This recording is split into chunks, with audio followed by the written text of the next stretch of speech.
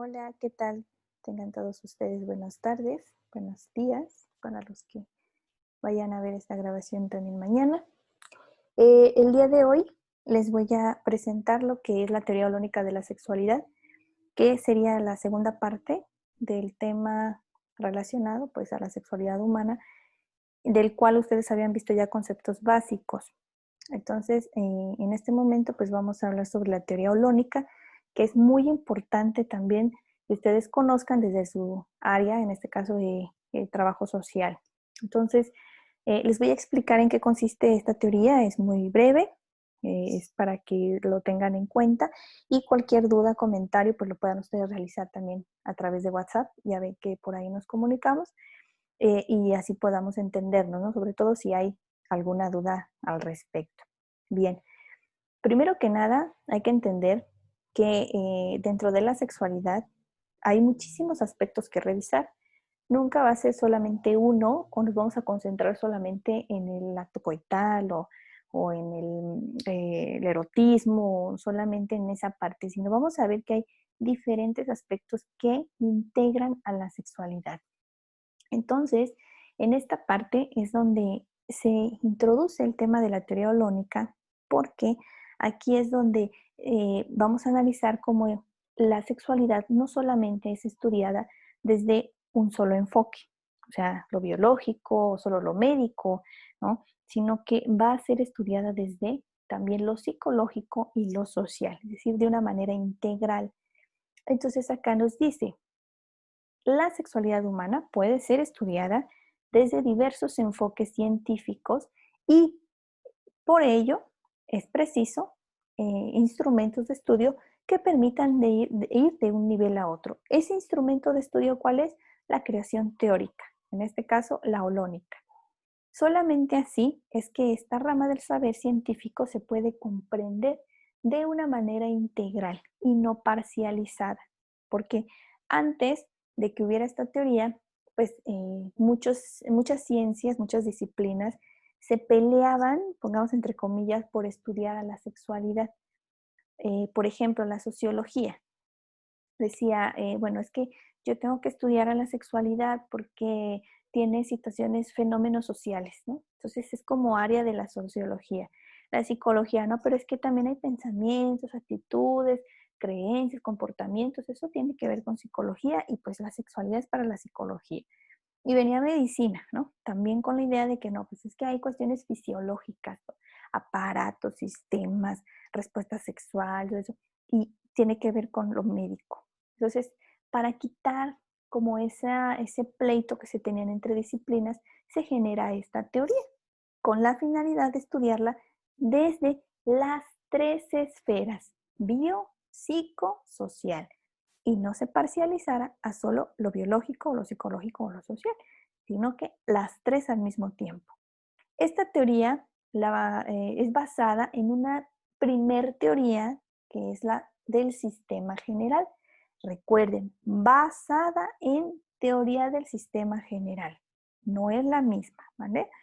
Esta del sistema general la propone Ludwig Bertalanffy, pero esa teoría del sistema general se aplica en diferentes áreas, ¿sí? En diferentes ramas del saber, no solamente en la sexología, se aplica en la parte social, se aplica en antropología, se aplica en arquitectura, se aplica en astronomía, ¿sí? Es una teoría muy amplia que abarca muchas disciplinas, no solo la sexología. Entonces la sexología solo lo toma como una inspiración para hacer la teoría holónica después.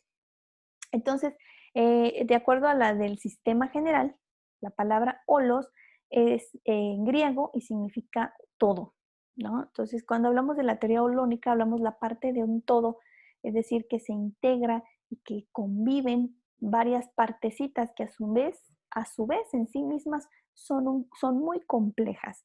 Entonces, formamos sistemas. La teoría general del sistema, pues vamos a hablar que el sistema general, vamos a hablar de que se refiere principalmente a todos aquellos sistemas que pueden ser estudiados así en sus diferentes partes y estructuras. Por ejemplo, en la astronomía, pues está el sistema solar, ¿no? Sabemos que si el Sol se ve afectado, en este caso es el núcleo, pues va a afectar todos los demás planetas y a su vez el planeta va a afectar sus satélites naturales y así se va. Y a la vez se va a afectar la galaxia y luego, o sea, empieza a ver como cuando avientas una piedrita al agua y esas ondas empiezan a expandir, ¿no? Entonces sabemos que los sistemas son varios elementos que se interrelacionan entre sí y se afectan entre sí. Cuando uno de ellos tiene alguna situación, esa va a afectar también al entorno, ¿no? La familia es un sistema, por ejemplo, ¿no? Si uno está mal, pues el otro también pues se preocupa y afecta a todo un sistema familiar. Entonces, pues esa teoría la toma la sexualidad para generar lo que es la teoría holónica. Aquí tenemos que Eusebio Rubio Aureoles, un médico, todavía vive. Este señor vive en la Ciudad de México, allá tiene su programa, incluso de radio y de televisión también, asociado a lo que es la sexualidad. En 1983 propone la teoría integradora de la sexualidad humana. Así le pone fin al estudio y a la visión parcializada que se tenía de la sexualidad. Entonces, él fue el que propuso la teoría holónica. Acuérdense, el doctor Eusebio Rubio Aureoles. Cuando él propone esto, dice, ya basta. A ver, psicología, sociología, medicina, todas pueden estudiar la sexualidad, incluso antropología, la historia, o sea, todos podemos estudiar la sexualidad, pero de una manera integral, ¿sí? De una manera integral, tomando en cuenta todos los aspectos del ser humano. Y así podemos estudiar una sexualidad más grande, más amplia, y no dedicarnos solo a un pedacito de ella. Entonces, Eusebio considera que la sexualidad es un producto y un resultado de la integración de 4 potencialidades, que son los holones, ¿sí? Holones o potencialidades humanas, y así da origen a estos cuatro holones que precisamente vamos a analizar. Este es el modelo holónico, en el centro vamos a poner la sexualidad humana. Y a los lados tenemos el género, el vínculo afectivo, erotismo y la reproductividad. Bien, estos son los 4 holones o las 4 potencialidades. ¿Por qué les llaman potencialidades? Porque cuando hablamos de una potencialidad, hablamos de que todos los seres humanos nacemos con la capacidad de desarrollar los 4 holones. Todos. Ahora, ya depende de nosotros llevarlos a cabo, desarrollarlos completamente o no, ¿sí? Pero todos nacemos con la capacidad para desarrollar esas potencialidades. ¿Bien?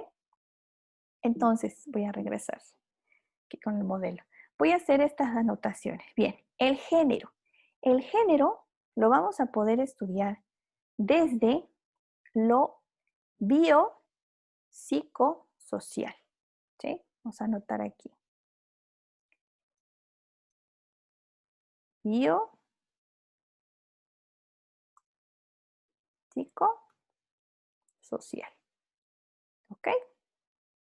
Ahí tenemos. Biopsicosocial. Cada uno va a ser estudiado de la misma manera. Biopsicosocial. No podemos decir género, ya, solo el género, solo los vínculos afectivos y así simplemente no.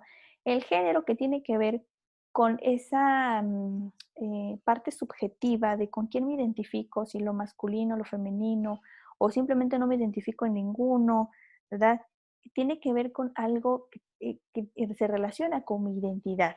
Desde los aspectos biológicos vamos a encontrar, les voy a anotar para que vean el ejemplo, vamos a anotar desde la parte biológica, vamos a encontrar el sexo y las dimensiones sexuales. Dimensiones del sexo. ¿Ok? Eso desde lo biológico. Aquí. ¿Sí? Sexo y las dimensiones del sexo. ¿Vale? ¿Por qué? Porque biológicamente nacemos con un sexo. Les explicaba en el anterior video que hay dimensiones cromosómica, gonadal, ¿no? Hormonal y tienen que ver meramente con sistema nervioso. Entonces, desde este olón, lo biológico se estudiaría de esa manera. Ahora, si nos vamos con la parte psicosocial, nos vamos con lo psico, aquí entraría la identidad de género, entraría la preferencia sexual, con quién me quiero relacionar. Aquí entraría la orientación sexual también, gustos y preferencias. Aquí entraría pues lo que es la homosexualidad, la bisexualidad, heterosexualidad, con quién me quiero relacionar de esa manera, ¿sí? Y obviamente entraría lo masculino y femenino, porque es una identificación psicológica. Bueno, esto sería desde lo psicológico. Tiene que ver con mi propia construcción mental sobre esa posibilidad. Ahora, si nos vamos aquí a lo social,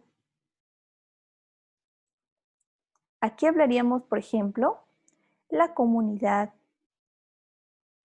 LGTBI, TT,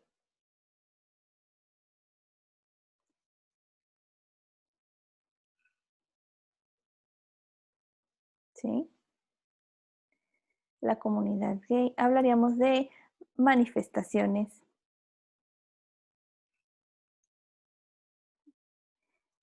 hablaríamos de lo que tiene que ver con legislación o situaciones que tienen que ver con la reasignación de sexo, cuando las personas deciden cambiarse el sexo y todos los documentos que tienen que mover ahí, tanto a nivel psicológico, que tiene que ver con la psiquiatría y bueno, los diagnósticos para que la sociedad lo acepte, y también lo legal, ¿no? Ahí las leyes, todo lo que sean leyes asociadas a la identidad de género o la situación de género.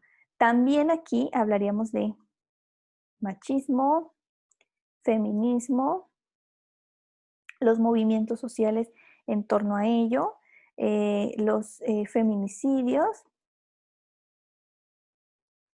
son fenómenos sociales, etcétera, le vamos a poner, ¿no? Aquí. Todas estas, vamos a arrimar, a ver si se ve el cuadrito, todas estas manifestaciones en realidad son una parte social del género. Aquí no sé, por acá lo podemos ver. Son una parte social del género. Todo lo que se va a estudiar en ese olón, por lo que pueden ver, son diferentes temáticas, tanto en lo biológico como en lo psicológico y en lo social. De hecho, en ustedes, pues prácticamente hay más de esta interacción social, ¿no? De la parte social más que de la biológica y psicológica, pero tienen que tomar en cuenta todas. Cuando hablamos de vínculos afectivos, hablamos de situaciones que tienen que ver con mi relación hacia los demás. Esa relación o esa manera en la que yo me comparto con los demás lo que siento, lo que soy. Los vínculos afectivos pues conllevan emociones. Entonces, si le ponemos aquí las notas, lo mismo va a pasar, es biopsicosocial.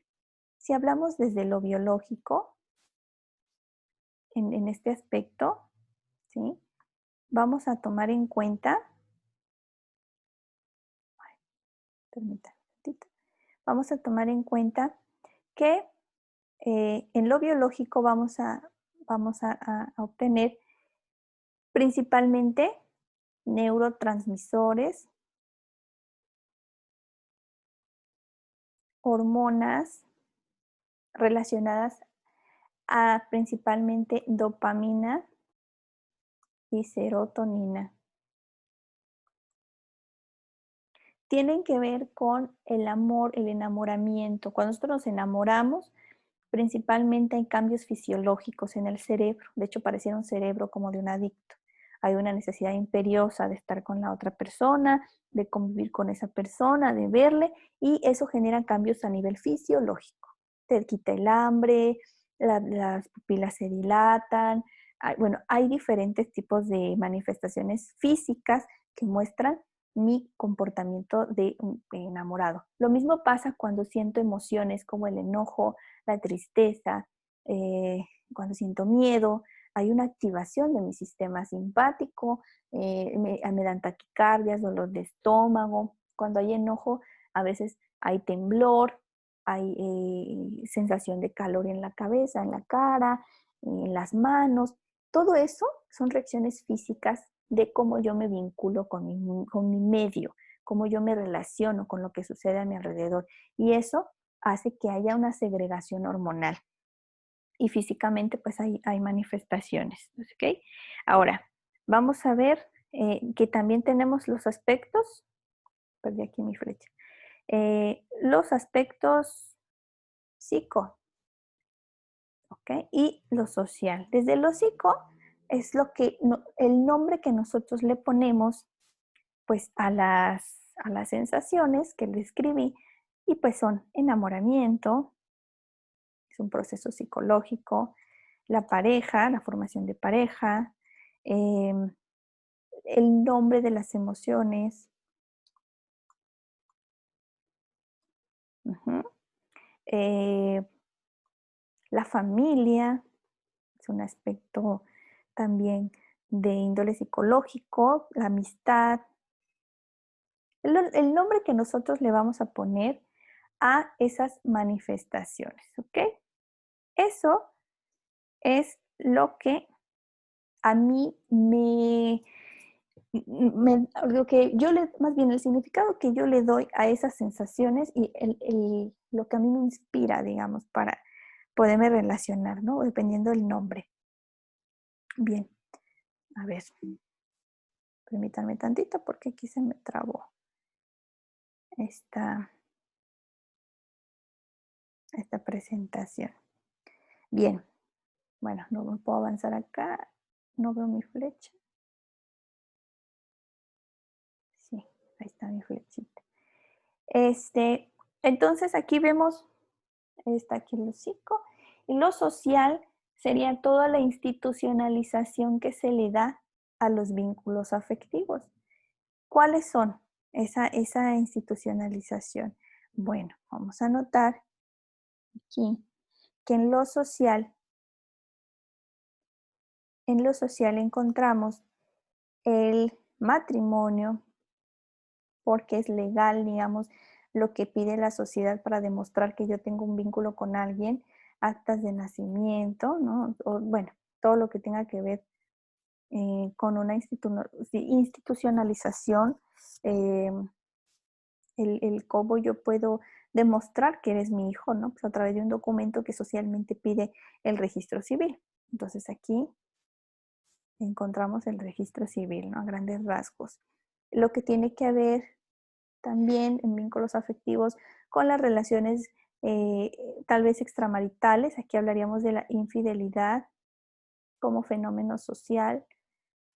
Uh-huh. Hablaríamos de las eh, mm, parejas que son de poligamia. Es un fenómeno social, es decir, las parejas que, bueno, que ya no son parejas, más bien personas que tienen relaciones con diferentes personas que están de acuerdo, gente que vive con 2 maridos, con 3, ¿no? Son una familia ahí de relaciones. Bueno, en ciertas sociedades se permite, ¿sí? Y todo que tenga que ver con leyes que permitan este tipo de prácticas sociales, ¿no? De cómo relacionarme con los demás. Aquí hablaríamos también de situaciones emocionales en el sentido de la sociedad, ¿no? Lo que la sociedad permite y no en la cuestión de cultura, cómo expresar el amor, los rituales que hay para el amor, cuando te dan el anillo de compromiso, por ejemplo, es un ritual social, ¿no? Y que el hombre lo pida, todo eso tiene que ver con lo social de los vínculos afectivos, ¿bien? Entonces, ahí se acuerdan nada más para que vayan tomando en cuenta cada uno de estos. Bien, vamos con el siguiente. Permítanme tantito, aquí se me anda trabando esto. Y vamos con el erotismo. ¿Qué es el erotismo? Bueno, el erotismo va a ser todas las expresiones humanas que llevan a la búsqueda de placer, de satisfacción y que por lo general está asociado a la excitación, al orgasmo, a la meseta, ¿no? A esta respuesta sexual. Desde una parte biológica, vamos a tomar en cuenta todos los cambios físicos que aparecen cuando existe erotismo. En el aspecto biológico, vamos a ver la respuesta sexual humana. La respuesta sexual humana implica, pues, eh, no puedo bajar esta cosa, implica, aquí desde lo bio, la respuesta sexual humana RSH. La respuesta sexual humana implica cambios físicos como la aceleración cardíaca, cambios de coloración en la piel.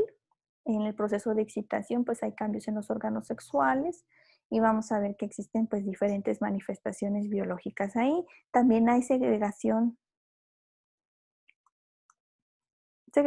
de hormonas que favorecen pues la excitación. Vamos a ver que desde lo psicológico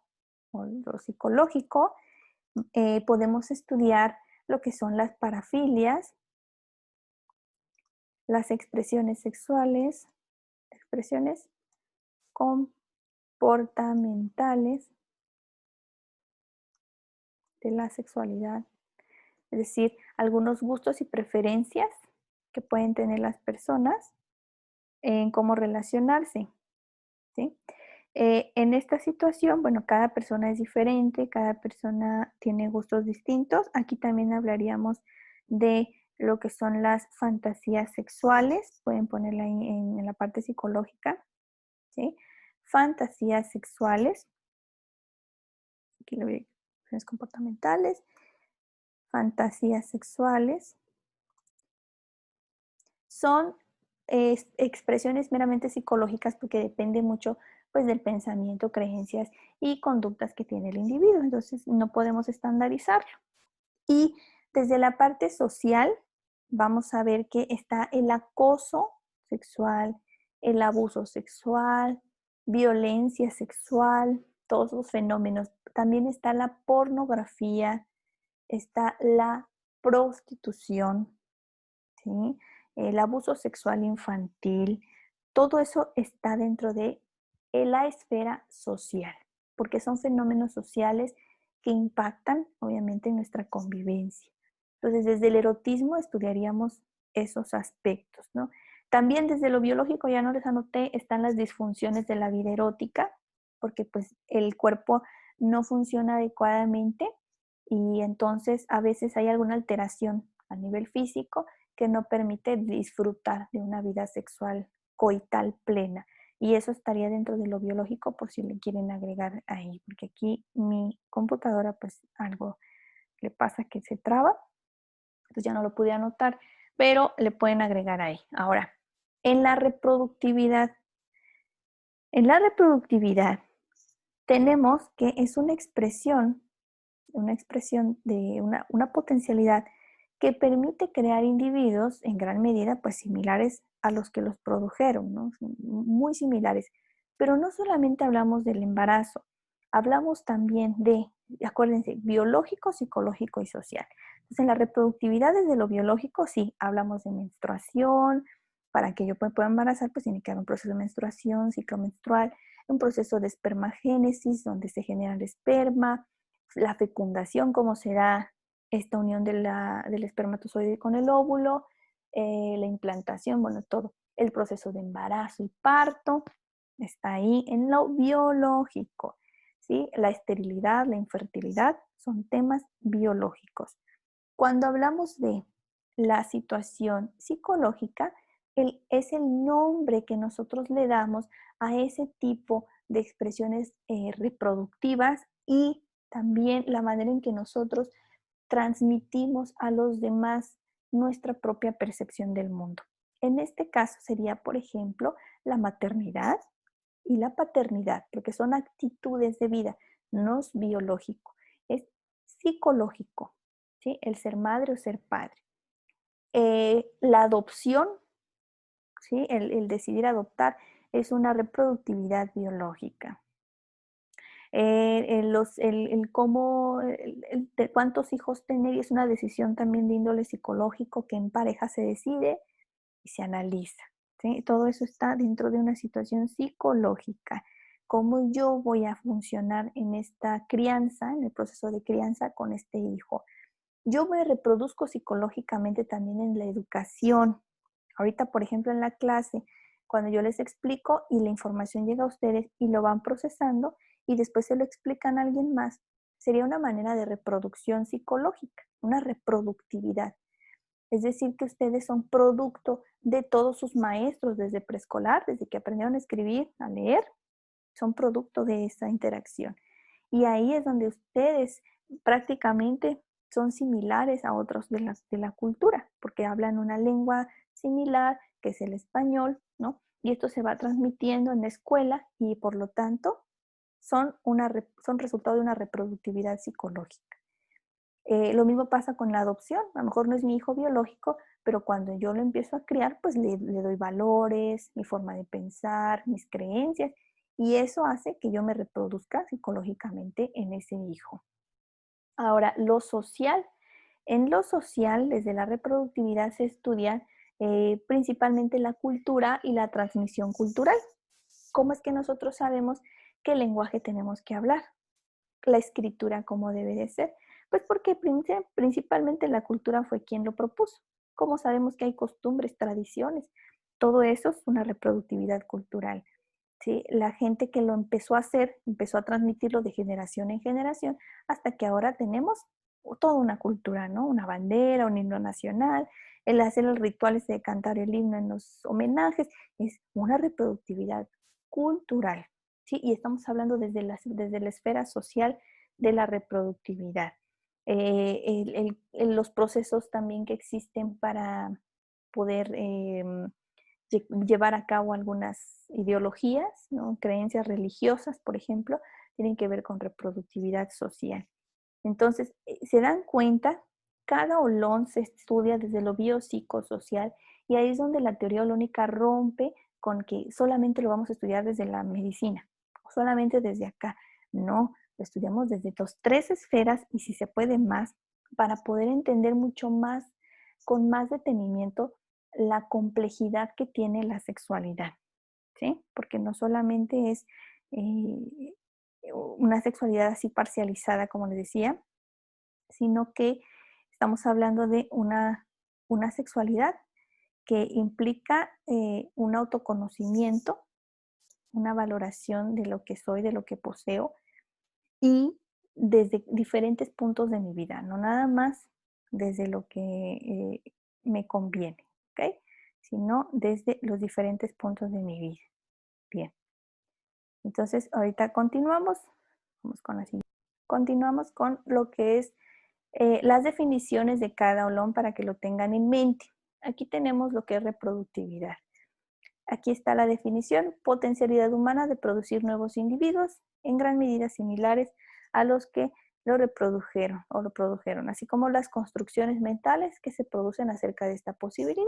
Les decía yo, todos tenemos estas potencialidades, solo falta desarrollarlas, ¿no? Conforme vamos creciendo, se van haciendo cada vez más maduras. Y ahorita les muestro la imagen de cómo va el proceso de maduración. Pero cada persona va madurando estas potencialidades. Entonces yo decido si quiero tener hijos, por ejemplo, desde el nivel biológico, si quiero o no tener hijos, ¿no? Y eso no significa que no sea yo una persona que pueda ser reproductiva. Puedo hacerlo desde la parte psicológica o social, no necesariamente biológica, ¿bien? Entonces es un olón que también puedo tomar en cuenta desde lo biológico o no. El género, construcciones mentales respecto a la pertenencia o no a lo que es masculino o femenino. ¿Sí? Igual, acuérdense que estos son biopsicosociales. ¿Sí? Y aquí están las definiciones de erotismo y vinculación afectiva. ¿Qué es el erotismo? Proceso humano en torno al deseo, la excitación y orgasmo, resultantes de la calidad placentera de estas vivencias y las construcciones mentales que existen alrededor de estas experiencias. Todos podemos vivir el erotismo, incluso los niños también, pero es una diferente manera de vivirlo. Tal vez explico esa parte. Y la vinculación afectiva, pues esa capacidad que tenemos de desarrollar afectos intensos, en presencia, ausencia, disponibilidad o indisponibilidad de otro ser. Podemos amar, podemos odiar, podemos sentir muchas cosas por personas que a lo mejor ni siquiera están presentes, ¿no? Que están muy lejos. Entonces no necesitamos estar en presencia, aunque la persona sepa. También puede ser que no esté, incluso esté indisponible para mí, pero yo sentir algo por esa persona. ¿Sí? Bien, este es el proceso de acuerdo al desarrollo. En la primera infancia, cuando uno es bebé, nace con las potencialidades de la sexualidad. Ya nacemos con una sexualidad, pero todavía inmadura. Cuando llegamos antes de la preprimaria, es decir, en la etapa preescolar, ya empiezan a manifestarse algunos olones, ¿sí? Todavía inmaduramente, pero cada vez son más grandes, cada vez son más conscientes, sobre todo la reproductividad y el género, ¿sí? Empieza a hacerse más evidente y después viene del género, viene la vinculación afectiva y al final va a llegar el erotismo. ¿Qué quiere decir? Que nosotros empezamos primero con por lo general, con un olón de reproductividad, porque somos producto de lo que nuestros padres esperan de nosotros. Entonces empezamos a transmitir lo que sabemos con nuestros compañeritos y nos estamos reproduciendo psicológicamente. Empezamos a identificar si soy niña, niño, por eso viene aquí el género, ¿sí? Cómo me siento al ser niña, al ser niño. Como niña me pongo un vestido de mamá, zapatillas, me pinto. Y como niño, pues busco objetos que me relacionen a veces con papá, por lo general. Entonces, de esa manera empiezo a desarrollar mis solones, pero no están totalmente maduros. Para llegar a la primaria, continúo mis solones ya un poquito más claros, ¿verdad? Ya la línea no está punteada, ya es más firme. Y en esa edad siguen mis solones igual, digamos, en la misma unión, pero con mucho más certeza de quién soy, ¿sí? Ni soy una niña, me gusta lo femenino o lo masculino, o ninguno. Soy más consciente de mis amistades. En primaria se da muchísimo los lazos de amistades, hay muchos amiguitos y empiezo a relacionarme afectivamente con ellos. Para cuando llego a la secundaria vemos que ya están los 4 olones más grandes, más desarrollados, pero todavía tenemos así una línea punteada. Quiere decir que todavía hay una inmadurez en esas potencialidades. Están, pero son inmaduras. Cómo me relaciono con mi entorno, cómo me reproduzco, cómo mi género. Estoy tomando apenas fuerza para que esos olones queden totalmente firmes y cuando llegue a la vida adulta, esto miren ya, las líneas quedan más sentadas y la expresión de los 4 olones sean totalmente estables, maduros y sumamente autorreflexivos, ¿no? Que los entienda y los comprenda. Entonces, por eso es que cuando los chicos salen embarazados o con problemas de identidad sexual o más que nada que no saben qué esperar de la vida, no saben quiénes son, es porque apenas sus solones se están madurando, ¿sí? Apenas se están consolidando. Y ya en el inicio de la vida adulta podemos decir que ya sé, ahora sí, qué es lo que yo soy, qué es lo que quiero y cómo quiero vivir cada olón, cada potencialidad. En los niños, todos los niños se vive este modelo holónico de una manera muy diferente a la del adulto. Yo les decía en donde les iba yo escribiendo que, por ejemplo, aquí en el género, pues hablamos de identidad sexual, orientación, preferencias en lo psicológico, pero vemos también que en el caso de los niños no precisamente es exactamente esos detalles, sino como es inmaduro todavía están descubriendo qué sienten al ser niños o al ser niñas o al ser intersexuales, si en dado caso no tienen un sexo específico, ¿no? Por nacimiento.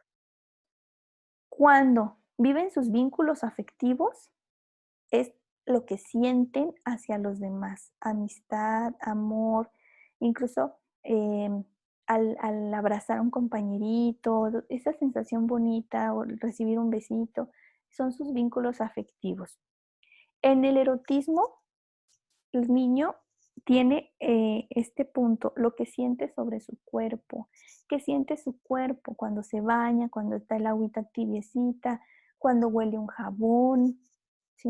Cuando huele las flores, cuando alguien le da una caricia o le rasca su espaldita. Son sensaciones placenteras para muchos niños y niñas y eso es una manera de erotismo infantil, no es como la del adulto.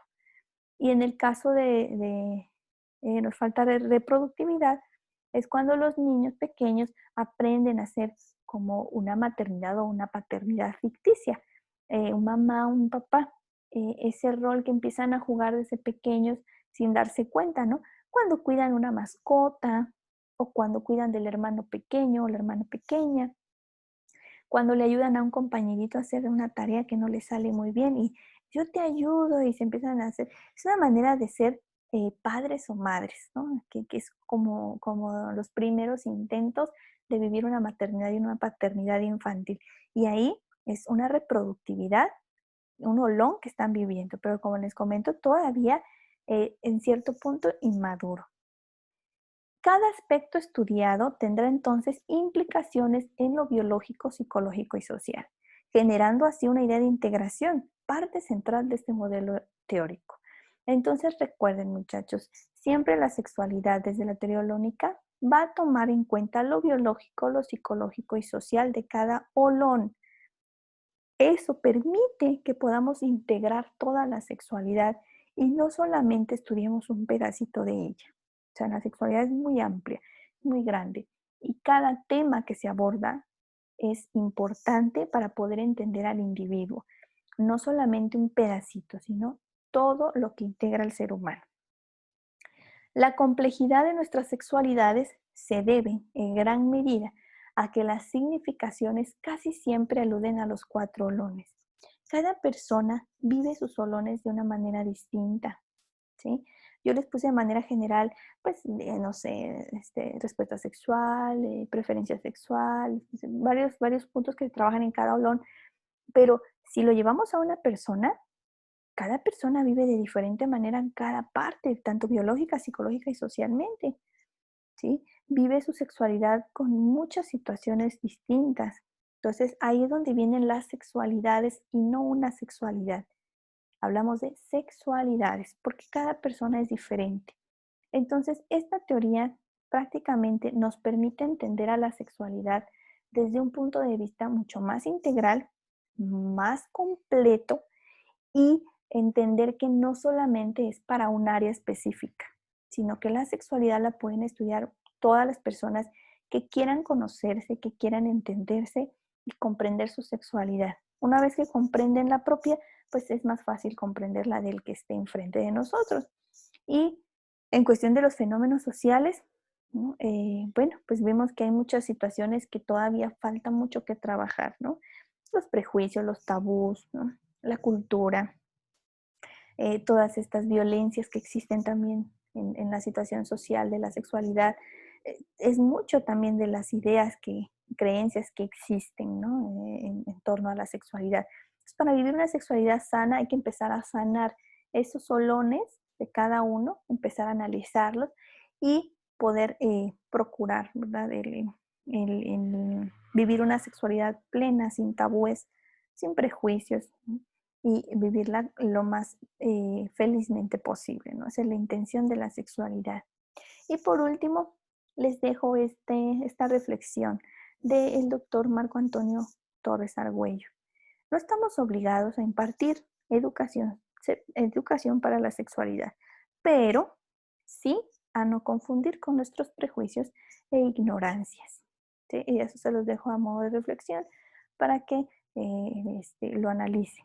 ¿Sí? Tal vez no vamos a estar educando en sexualidad a medio mundo, pero sí tenemos la obligación de no mentir o no hablar de sexualidad si hay en mí prejuicios, si hay en mí tabús que no he trabajado y desde la ignorancia hablar de la sexualidad, pues no es lo correcto. Entonces empecemos por ahí a documentarnos, a leer, a tratar de entender a la sexualidad como una ciencia y no como una ideología nada más. O sea, hay ciencia atrás de la sexualidad y a través de ella poder ayudar a otras personas, ¿no? A muchas sociedades que necesitan urgentemente educación sexual integral, ¿no? Que puedan entender cada aspecto.